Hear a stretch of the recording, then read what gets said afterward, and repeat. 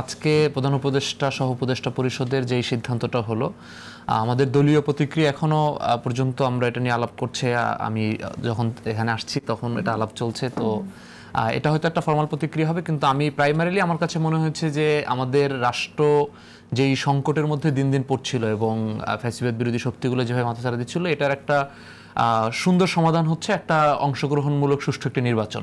তো সেই জায়গায় আজকে আমার কাছে মনে হয়েছে যে জুলাই সনদের বিষয়ে যেই সিদ্ধান্তটা আসছে এটা একটা ধাপ আগালো, এবং যেই একটা সরকার এখানে আমাদের কিছু আপত্তির জায়গা আছে, সেগুলো নিয়ে হয়তো আরো ডিটেলে বলবো। আবার আমাদের কিছু ছাড়ও দিতে হবে একটা বৃহৎ স্বার্থে, রাজনীতির স্বার্থে, নির্বাচনের স্বার্থে।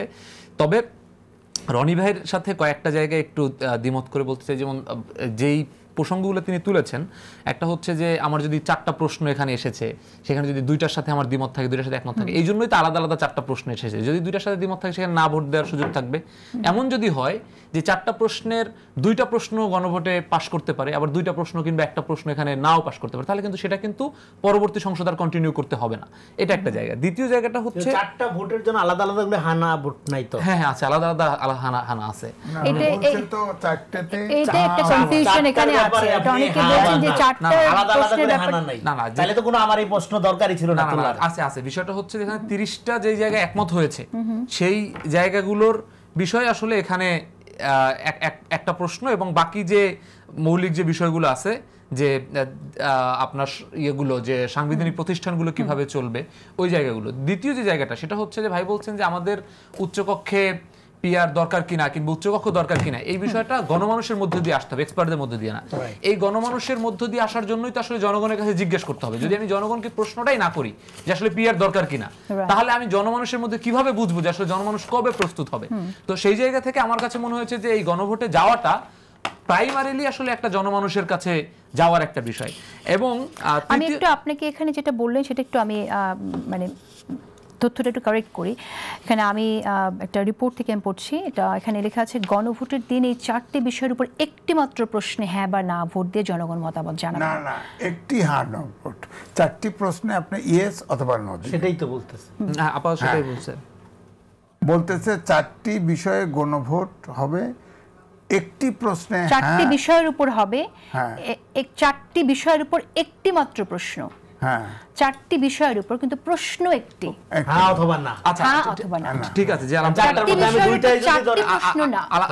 আলাদা হবে না, তার মানে আমার পয়েন্ট তো রাইট। হ্যাঁ, আমার প্রশ্ন হচ্ছে যে 4টি প্রশ্ন তাহলে আলাদা করতে হলো কেন? একটি মাত্র প্রশ্ন যদি থাকে তাহলে 4টি বিষয়কে আলাদা করতে হলো কেন?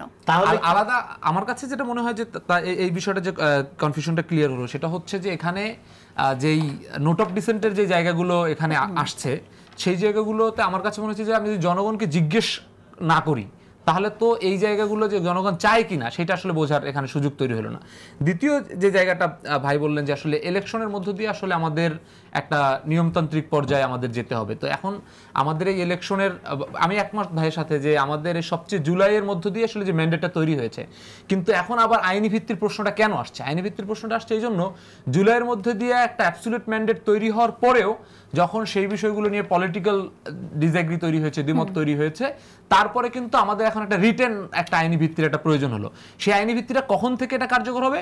যখন জনগণ প্রত্যক্ষভাবে সে নিজে মতামত দিয়ে এটাকে হ্যাঁ বলবে যে হ্যাঁ এটা আসলে আইনিভাবে বৈধ, তারপর থেকে পরবর্তী সংসদ এটা কার্যকর করবে। তো এই জায়গা থেকে আমার অনেক বেশি জটিল আমি মনে করি না।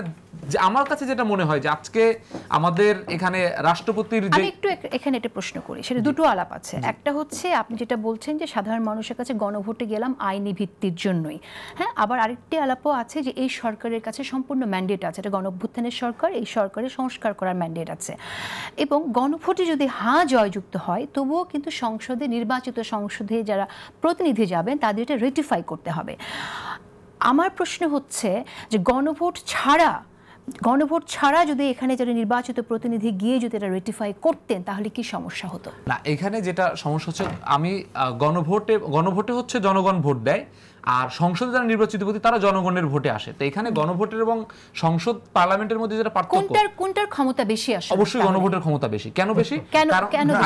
আমি বলছি কেন বেশি। সেটা হচ্ছে যে যদি জনগণ যে বিষয়ে সরাসরি মতামত দিচ্ছে সে কিন্তু সরাসরি মতামত দিচ্ছে, আর আমি একজনকে প্রতিনিধি পাঠাচ্ছি, সেই প্রতিনিধি আমার বিষয়ে সেখানে আলাপ করে সেখানে 2/3 তৈরি হচ্ছে। তার মানে একটা হচ্ছে জনগণ অ্যাবসলিউট পাওয়ার কার একটা স্টেটে, গণতান্ত্রিক স্টেটে অ্যাবসলিউট পাওয়ার হচ্ছে জনগণের। সেই অ্যাবসলিউট পাওয়ার জনগণ সরাসরি তিনি মতামত দিচ্ছেন যে আসলে এইটা আমি চাচ্ছি কি চাচ্ছি না। আর একটা যে কারণেই বড় বড় ইস্যুগুলোতে বিভিন্ন রাষ্ট্রে পৃথিবীতে বড় বড় ইস্যুগুলোতে গণভোট হয়। কেন গণভোট হয়? কারণ এখানে সংসদস্যরা আলাপ করার মধ্য দিয়ে আসলে জনগণের সরাসরি ম্যান্ডেটটা আসে কিনা সেটা বিষয়ে কনফিউশন থাকে। কারণ আমি একটা ম্যান্ডেট নিয়ে জনগণ থেকে পাশ করে আসলাম, আসার পরে কিন্তু সেই ম্যান্ডেট নিয়ে আমি সংসদে কথা নাও বলতে পারি, এই জন্য আমাকে 5 বছর অপেক্ষা করতে হবে। কিন্তু জনগণ সরাসরি যদি ভোট দেওয়ার সুযোগটা পায় তাহলে কিন্তু সে নিজের মতামতটা সরাসরি জানাইতে পারলো।